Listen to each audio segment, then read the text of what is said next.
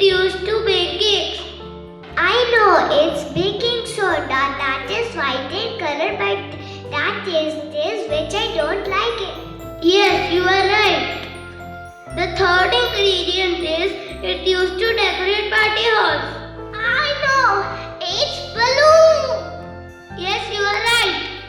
But what are we going to do with these two things? And I can also see a balloon. Some magic. Wow, some magics. Can you please show us? Yes, Sachin, can you help me? Yes. Please hold the water for me. Hold it tightly. I add in this bottle some vinegar and slowly add baking soda.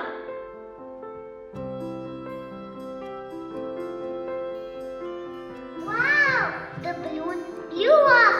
That's wonderful. How did it happen, friends? I know. When we add vinegar to baking soda, a gas releases up that is called carbon dioxide. Only because of that the balloon blew up.